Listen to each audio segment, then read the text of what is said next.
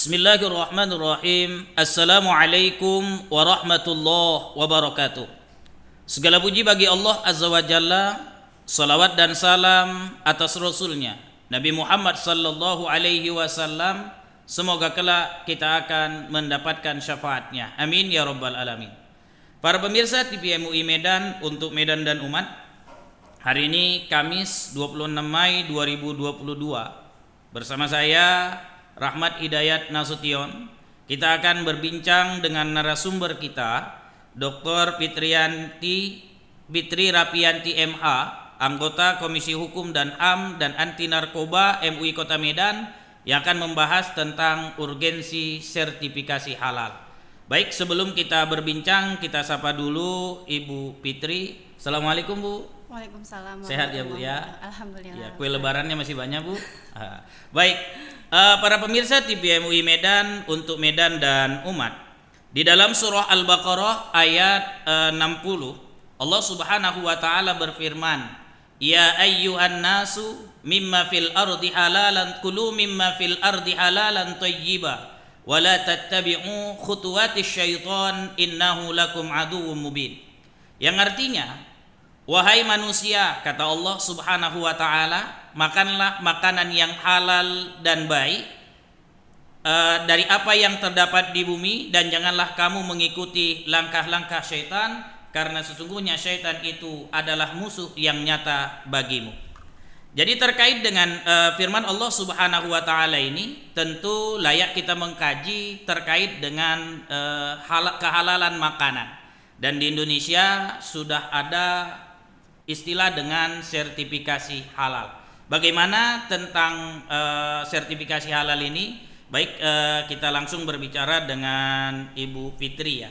Bu, bisa nggak dijelaskan ke kita nih, para pemirsa TV MUI Medan untuk Medan dan umat, apa sih yang melatar belakangi lahirnya undang-undang di negara ini tentang produk halal? Baik, sebelumnya Assalamualaikum warahmatullahi wabarakatuh. Waalaikumsalam warahmatullahi wabarakatuh. Sebelumnya saya mengucapkan terima kasih, suatu kehormatan bagi saya bisa ada di TV MUI Medan dalam rangka berbagi ilmu dan pengetahuan ya Ustadz ya.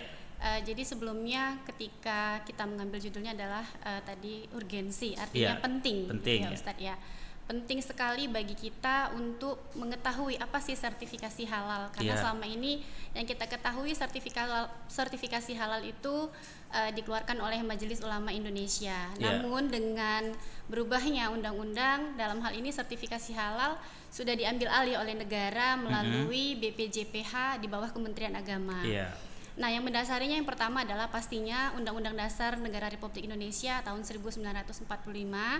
Di dalamnya itu mengamanatkan bahwasanya negara menjamin kemerdekaan serta tiap-tiap penduduk untuk memeluk agama dan kepercayaannya masing-masing serta beribadah.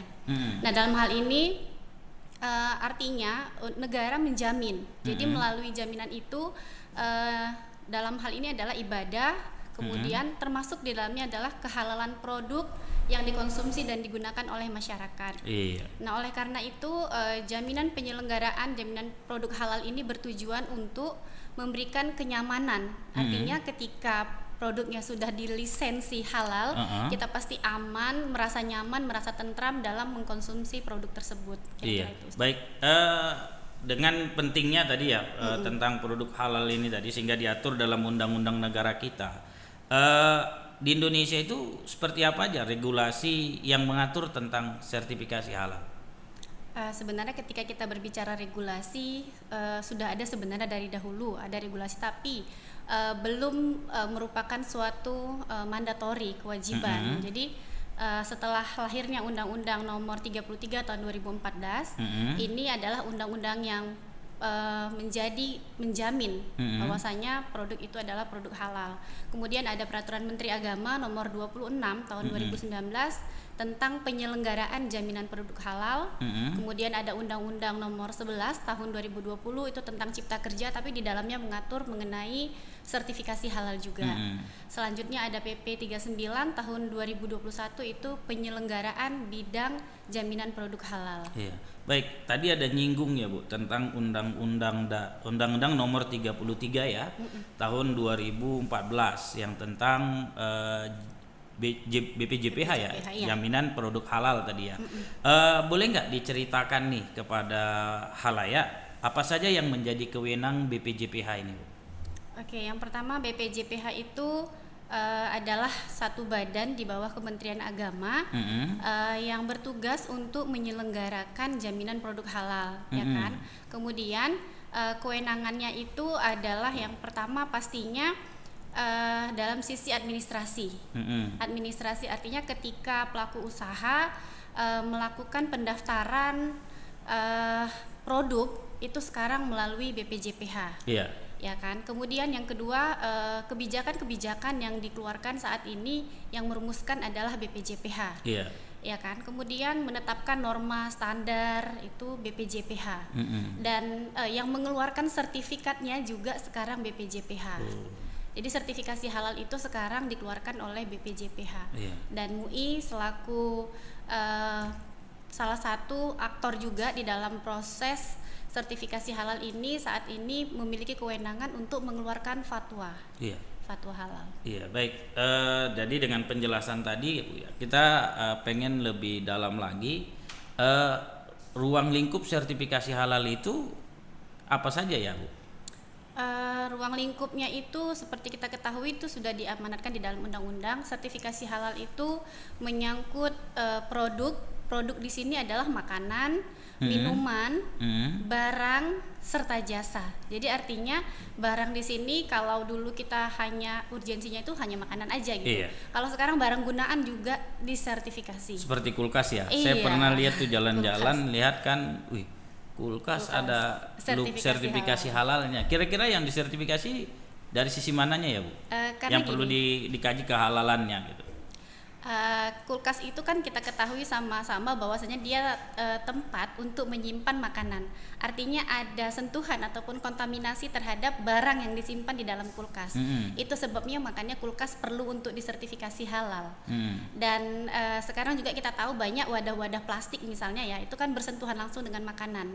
Yang kita gunakan misalnya plastik kemasan ataupun box-box makanan cepat saji, itu semuanya sekarang sudah dianjurkan untuk disertifikasi halal karena berhubungan langsung dengan makanan. Iya. Baik, Bu. Ini ada pertanyaan yang masuk di kita ini, Bu. Pertanyaannya begini. Dengan berubahnya regulasi, katanya regulasi berubah mengenai sertifikasi halal saat ini, siapa saja yang menjadi aktor yang berperan dalam proses sertifikat halal ini? Ini pertanyaan dari audiens kita ya, Bu. Oke. Aktor dalam sertifikasi halal saat ini adalah yang pertama BPJPH selaku pemegang kepentingan dan mewakili dari negara. Kemudian yang kedua adalah LPH. LPH itu seperti laboratoriumnya, ataupun kalau dulu kan MUI itu punya lab sendiri ya. Jadi sekarang ini LPH itu adalah lembaga pemeriksa halal. Jadi ketika sudah masuk data dan berkas dari pelaku usaha itu akan dioper ke LPH untuk dicek apakah bahan ini mengandung bahan berbahaya ataupun yang terkontaminasi dengan bahan-bahan berbahaya. Kemudian yang ketiga adalah Majelis Ulama Indonesia selaku pihak pemutus ataupun yang memberikan fatwa untuk kehalalan produk. Jadi walaupun dia dipindah, selama ini kan orang ngurus sertifikasi halal itu di MUI, sekarang pindah ke Kementerian Agama, lalu berarti ini tetap peran MUI itu ada ya, Bu?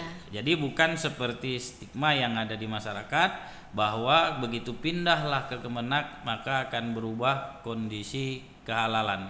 Bagaimana pandangan Ibu terhadap ini? Kalau saya sih hanya berubah prosedur saja yang saya lihat ya. Kemudian berubah dari yang sukarela, dulu kan sukarela ya, voluntary sifatnya. Jadi siapa yang mau ngurus silakan ngurus, yang tidak mau tidak ada sanksi. Nah kalau sekarang sejak ada undang-undang ini sudah ada sanksinya, tapi nanti berlaku sesuai dengan timelinenya masing-masing. Kalau saya sih sebenarnya lebih bagusnya itu artinya kita sebagai masyarakat Muslim merasa lebih aman mungkin dengan makin banyaknya produk yang sudah halal gitu, karena ya sama-sama kita ketahui sekarang ini semua perusahaan ataupun pelaku usaha itu sudah menggunakan online digital. Artinya ketika kita tidak hadir di situ mungkin kita tidak tahu apakah ini ada lisensi halal atau tidak, tapi ketika sudah ada jaminan, sudah ada sertifikasi, mungkin kita lebih tenang lagi, lebih nyaman lagi gitu. Iya, baik. Apa saja kriteria sistem jaminannya itu? Kalau kriteria sistem jaminan halal sebenarnya kalau yang di MUI dulu ada 11 kriteria jaminan halal. Kalau di BPJPH ini ada bentar ya Pak.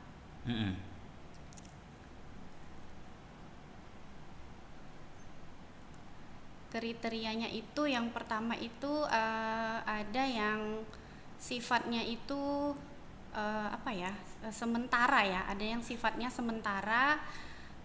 Kemudian kalau sifatnya sementara, kemudian ada yang mandatori tadi ya, wajib ya. Kemudian ada yang penyelenggaranya ini ya, kriterianya itu ada penyelenggara, artinya ketika dia sudah dipindah ke BPJPH banyak kriteria yang bisa melakukan sertifikasi halal. Dalam hal ini Ormas bisa, maksudnya sebagai lembaganya. Ormas bisa, kemudian perguruan tinggi bisa, kemudian lembaga-lembaga yang sudah berbadan hukum itu bisa mendirikan lembaga ataupun halal center kalau istilahnya sekarang. Kemudian jenis produknya itu tadi salah satu kriterianya juga, jenis produknya. Kalau dulu hanya fokus kepada makanan, kalau sekarang sudah fokus kepada makanan, minuman, barang gunaan, kemudian jasa juga disertifikasi. Baik, ini Bu, ini kan kalau ada kasus nih, ini kan ketika dilakukan proses pemeriksaan halal sebelum dikeluarkan sertifikasi, pasti kan dicek ini semuanya. Kita tidak berbicara tentang dari sisi bahan saja, tapi dari sisi higienis tempat pengadaan barang kan juga. Benar nggak Bu? Benar. Nah, jadi misalnya ini udah keluar sertifikatnya, apakah ke depan itu ada dapat informasi nggak? Tetap ada sidak, ada survei lagi oleh pihak BPJPH untuk membuktikan ini betul-betul tetap konsisten dengan halal atau tidak. Kira-kira ada informasi tentang itu, Bu? Ada. Jadi ada namanya auditor. Auditor ini bertugas untuk melihat kondisi sebenarnya. Jadi kalau yang di BPJPH adalah berkas yang dilampirkan, kemudian LPH memeriksa, kemudian MUI mengeluarkan fatwa, auditor bertugas untuk mengecek lapangan. Benar nggak kondisi yang disampaikan di dalam berkas dengan realitanya. Kemudian sekarang ada namanya penyelia halal. Artinya penyelia halal ini adalah internal perusahaan yang memiliki pengetahuan tentang syariat Islam kehalalan produk. Jadi pihak internal ini memiliki wewenang untuk melakukan namanya kaji ulang manajemen. Jadi mereka memiliki kewenangan untuk melihat apakah selama ini bahan yang digunakan masih sama, kemudian prosesnya masih sama dengan yang diajukan di awal, ataukah ada perubahan. Nah, jika ada perubahan itu wajib memberitahukan kepada pihak BPJPH. Iya, baik. Jadi kalau seandainya nih, walaupun ada penyelia halal tadi ya, tapi kan tetap ada petugas nanti yang bisa mendadak mensurvei kan gitu ya. Kira-kira misalnya nanti ketemulah adalah sesuatu yang haram. Ya, kira-kira apa konsekuensi yang diterima oleh pemilik usaha tersebut? Konsekuensi yang diterima itu yang pertama adalah pembatalan sertifikat halalnya. Kemudian ketika dia mengajukan kembali mungkin agak berat ya. Kenapa? Karena dia sudah pernah melakukan pelanggaran, ya kan. Kemudian ada sanksi pidana. Oh, belum sampai pencabutan izin usaha gitu ya? Izin usaha tidak, tapi pencabutan sertifikat halal. Oh, sertifikat halal ya. Maksudnya kan kalau misalnya dia ini bayang-bayangan saya ini gitu. Kalau dia seandainya melakukan yang haram, cabut aja izin usahanya sekalian, biar dimanapun dia buka usaha lagi udah nggak bisa. Tepatnya enggak ya? Karena kewenangannya hanya sertifikat halal. Oh, sebenarnya sampai sertifikat halal ya. Jadi tidak bisa sampai untuk ke izin usaha. Izin usaha. Baik, para pemirsa TV MUI Medan untuk Medan dan umat, begitu luar biasa ya pentingnya tentang urgensi produk halal, sertifikat halal ya, sehingga kita yang punya usaha sudah layak buat kita untuk mengurusi sertifikatnya, jangan sampai tidak diurusin. Dan barangkali ke depan ini bakal ada yang namanya undang-undang, ketika masyarakat nggak mau melaksanakannya, barangkali akan ada semacam pemaksaan, bukan paksaan sih, agak keharusan yang dilakukan oleh pemerintah ya, supaya ini menjamin keamanan buat kita semua. Baik Bu, terima kasih nih Bu Fitri sudah datang ke TV MUI Medan untuk Medan dan umat, telah bersharing-sharing dengan kita, dan mudah-mudahan nanti bisa kita share ke masyarakat terkait dengan urgensi sertifikat halal. Jangan lagi ribut dengan masalah perpindahan tentang pengurusan sertifikat dari di MUI sekarang berubah pindah ke Kementerian Agama BPJPH ya, tetap malah memiliki sesuatu hal yang sangat kuat ya, lebih kuat daripada di MUI. Dan jangan juga ribut persoalan logo ya, karena itu persoalan yang ya cuma namanya estetika ya Bu ya. Baik, sekali lagi kami ucapkan terima kasih Bu atas kehadirannya di TV MUI Medan untuk Medan dan umat.